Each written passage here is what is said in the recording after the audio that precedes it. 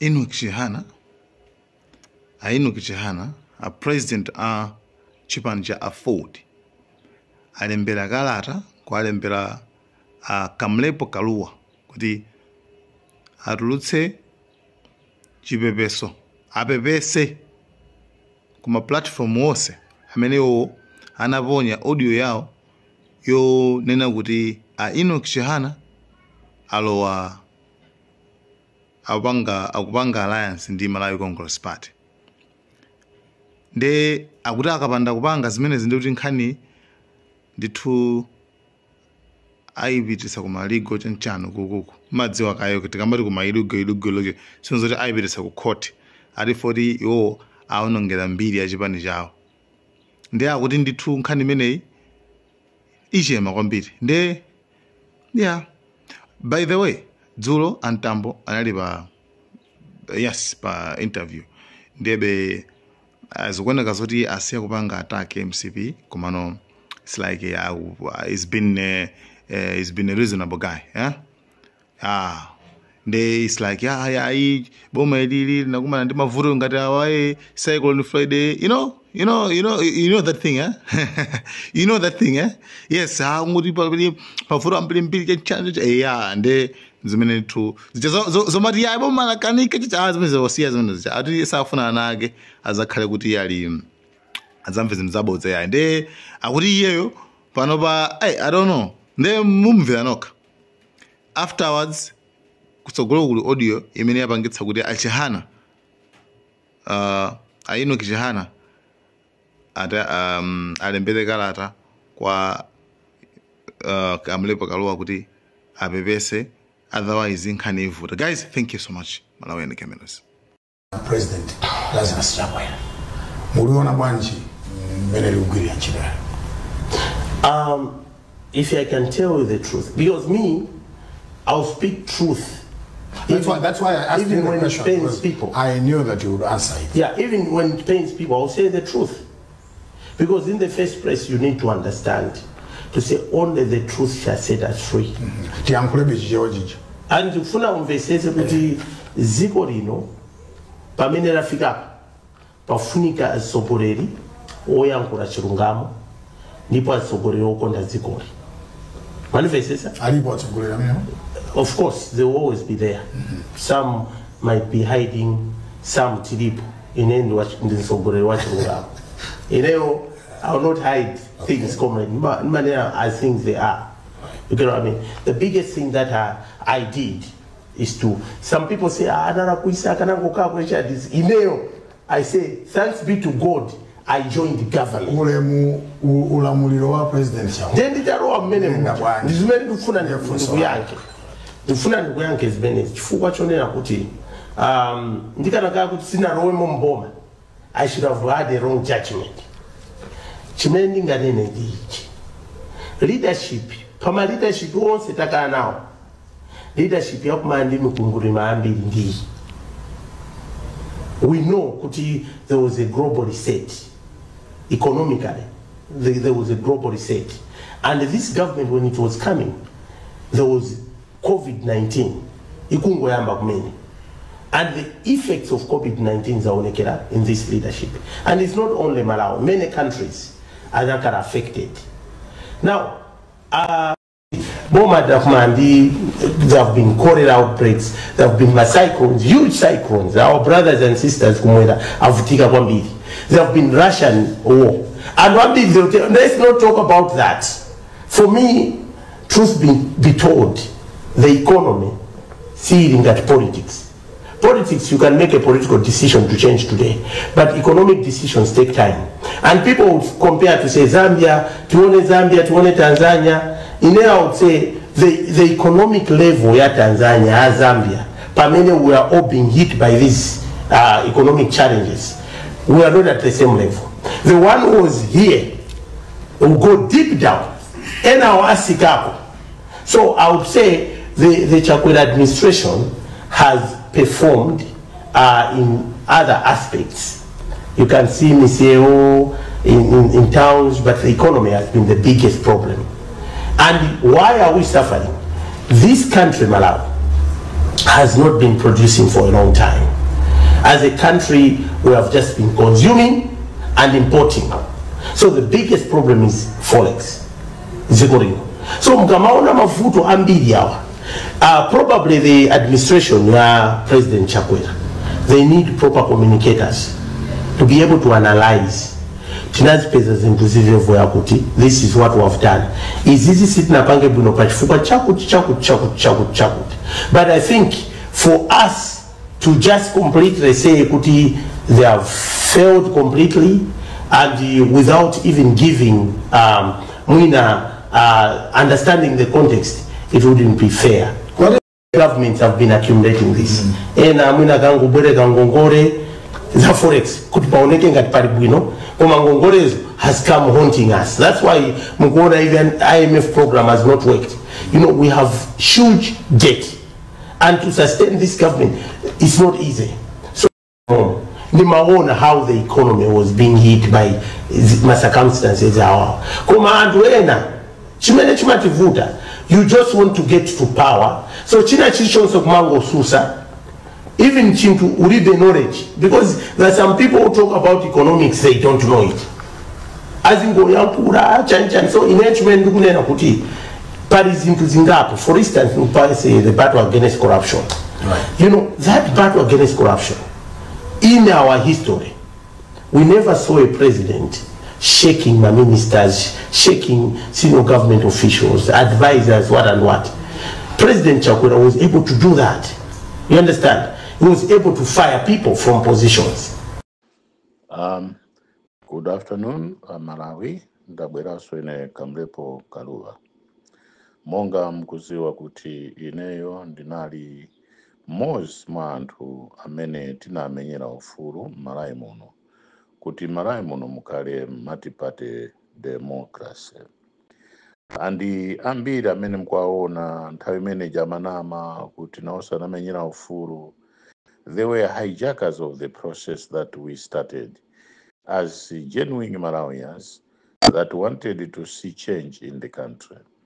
Koma pakuti anafulumira kukhala pasogolo kuchita hijack process, nkuwina zisankho, nkukhala ma members of parliament, rewriting history, anthu ananama maboza kwa anthu kuti iwo aliso ndi gulu la ifeyo, zambiri zimene ananena chifukwa chache anthu anavotera nkuwina Malawi muno, nkukhala ngati nawonso ndi anthu amodzi amene anamenyera ufulu. Koma iyayi patu mnaona amanena, anali nanu, amanama, anakhala nanu, ndiponso mnaonesesa bwinobwino, munasatira, mnavotera, tivomereze kuti iyayi nawonso anali amodzi anthu amene amafuna Malawi muno mukhale democracy. Wakuba akamaba akaba iwe ngati sukuziwa, amadya bwino kwa akazi ake, amadya bwino kunyumba kwake, amadya bwino ndi ana ake, amadya bwino china chilichonse, amadya bwino. Anthu kuona kuti anthuwa ndi patali kwambiri, anthuwa ndi patali kwambiri, ndiponso anthu amene wawa ndofunika pamuzi, ndiponso amapita kukachita, amapita kukapemphera, amapita kukapanga zinthu, amapita ndiponso kuchalicha makhala ma church elders, anthu akuwakhulupirira, amapita ku church kuja kukaponya matayesi, anthu kumanena kuti awa ndithu ndazatu a Khristu. Koma chikhalire ndi anthu achabe, si zimene akunena, si zimene akupanga, ndi zimene anthu alire ayi. Pamakhalanso anthu ena amene mkaona avala bwino, akudya bwino, chilichonse bwino, osaziwa kuti ali ndi matenda mthupi kapena ndi wodwala, koma anthu paona amanena kuti nzathu ali bwino. Chifukwa chani ndikunena zimenezi? Chifukwa chakuti munthu amene anabweresa multi-party democracy, munthu amene amamenyera multi-party democracy Malawi muno, anthu amene anafuna kuti mukhale genuine democracy, sangayichite betray democracy ayi, sangasokonezeso democracy ayi. Ndikunena chani kunena zinthu ngati zimenezi? panopo pali mphekesera, si mphekesera koma ndizoona, chifukwa munthu wina wandiuza ineyo ndiponso ndaona ndi masignature kuti atipere Muluzi ndi UDF, Afford ndi Enoki wonsewo awukalowa ku MCP kuti agonjese chipani cha DPP kuti mavoti marayi muno asokoneze musakhale democracy. Chifukwa kumene tikupita kusogoloko, tikupita kusogolo kuja kwakuti kuzakhala one party state. Kodi Chilima iyeyo po nthawi imene amati tiyeni tilowe Mtosa Alliance anaziwa kuti Mtosa Alliance mujakawina azayambana? Kodi Achilima nthawi imene amati tose kusayinirana madokumenti anaziwa kuti apapa aliyense azalowera kwawo? Kodi Achilima nthawi imene ija anaziwa kuti metusana kuti Tosa Alliance apapa tiyambanamo?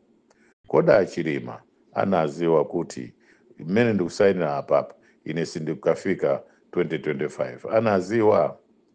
Amalawi zomvesa chisoni kwambiri kuti zipani zimene inu maona ngati anabweresa democracy azimakolo awo ndi zipani zimene zikufuna kuti ziphe democracy m'Malawi muno. Zipani zimene anthu ankazidalira kuti izizi ndi zipani zimene ngakhale ineyonso ndini mmodzi mwa anthu amene ndimalemekeza kwambiri zipani zimene ndagwira nawo ntchito. Amuluzi ndagwira nawo ntchito, Achihana ndagwira nawo ntchito, koma zikundikhumudwisa kwambiri kuti ana amene asarawo, anthu amene ali nawo, anthu amene akuyendesa zipanizo lero ali pa mapwevupwevu akufuna aphe democracy muno m'Malawi. Ena akufuna kuti aname kuti azayimira pa independent, koma zipani zimenezi cholinga chawo chakuti achite cut of corners, akhale kuti ngati iwowo sali mzipani zimenezozo koma mzipani zimenezo kuti akawina kupita ku parliament basi akachite timu ndanzawo kuti azasinthe constitution ya dziko lino kuti tibwerereso kulamulira umodzi wa one party state. Ine ndilwa moyo mundiphe, mukapanda kundipha zimene sizingapangike m'Malawi muno, koma mukandipha ndekuti maganizo anuwo akupita ade ku one party state. Koma muchenjere, mzimu wa ine uzakumenyani nonse ndiponso siuzaopa siwa mzimu si mzamtengera kandi kaujeni ka inspector general police kanuko kaandika kwa kuameko kaandika ndani kuti kakamenyani ndi mzimu wani sizingakatheke. Ayi akulu chonde ine zimene ndikufuna m'Malawi muno ndi multi-party democracy. Chimene ndikufuna m'Malawi muno ndi free and fair elections. Chimene ndikufuna m'Malawi muno ndikufuna kuti anthu tisamenyane, tisopisane, tisaphane, koma ikhale genuine democracy yakuti wina akhoza kunena za kukhosi pokapo sakulakwira munthu wina kapena kunyoza munthu wina. Ayi ndi zimene ndikufuna muno m'Malawi. Ine ndikufuna m'Malawi muno zipani zikhale za ufulu kuima kumachita nawo contest pa national elections. So multi-party democracy means so many parties contesting and winning elections. Yes, people vote on regional lines. Yes, people vote on tribal lines. Yes, there's too much tribalism in the country. But one day, I see it and I've got a dream that Malawi shall have a president, even from minority, even from a tribe or a region that you least expect that can produce a president. That time is coming. That time is near. That time is about to happen. Koma chakuti inuyo msokoneze democracy chwa mfuna kuti ndo akazandizana zanuzo muzidi ya bwino kuti azikhala kuti family yolemera pamene ndina anthu osauka kopya, munali anthu osauka kopya, ndino anthu opanda china chilichonse, munalibe not even any house you had, not even any property you had, zonse zinali zangongole, koma lera kuti ndinolemera chifukwa chakuti mabera Malawi. Shame on you. Shame on you all. Shame on you. And magaza anthu amene anafa chifukwa cha multi-party democracy and the sweat that we sweated for it must curse you all, must curse you forever, and must curse you forever and ever and ever more. Because mkunama kuti ndino amene mnabweresa multi-party. Mkunama kuti ndino amene mkuzaza multi-party. Taonani. Ashaniro Muluzi mulikuti. Ashaniro mulikuti. Ashaniro mulikuti. Taona nzikuchitika kumbuyo kwanu. Ndichiani, ndichiani, ndichiani, ndichiani. Ndichiani, ndichiani, ndichiani, ndichiani. Kodi kubera mavoti ko mufuna mzabere mavoti kodi cholinga chano ndichani kuti musirize zonse za muno marayi zikhale zano wosa marayi akhale wosauka koma inu ndamene mukhale olemera. Chenjerani mutipa inde chenjerani Ashaniro kulibe inde chenjerani wosaja nafa mwada pa ndege aja wosaja kulibe koma mzasatira mupita konko no matter how long. Mupita konko no matter how long it takes. Mukunka konko no matter how long it takes. You will be part of it no matter how long it takes. You will also be late no matter how long it will be. Kodi mufuna magazantu amene wawa ena munjoyerepo ena mukhale bwino bwino. Shame on you. Shame on you. Shame on you. Shame on you. Because this world is not our home. We are all strangers. We are all have to go one time or another. Malawi Electoral Commission. Kodi chimene inuyo mukukanira kuti mafigarawo aziwike ndi chani tasiwakale plani na iliyonse. Declaration imene kubwera kuti wawina ndi uyu amene sali ku opposition taizi wanso. Mulungu azakukanthani ndikukuuzani pangani mitima yanu youmayo. Pharaoh did not want the Israelites to leave Egypt. He made sure that these Israelis should not leave Egypt. He made sure that nobody should take them out of Egypt. But God had wanted it. God made sure that they have to leave Egypt for the promised land. This is why God anachita anthu 40 years mwayi ena mwayiwo munali sell out. Mwayi ena mwayiwo sankafuna anali masipayi sankafuna kuti ana Israeli apite ku promised land. Ndi Mulungu anaona kuti awapa khale 40 years akhale mchipululu kuti wonse amene akhala ngati abwera ngati masipayi wonse amene abwera ngati ndi anthu amene akufuna kuti azakumudwisa anawo kuti apite kusogolo wonsewo ndithane nanu. Mulungu akusesani. Mulungu mupita mmodzi. Mulungu is not a respecter of persons. He is a God, the creator of heavens and the earth, the beginning and the end.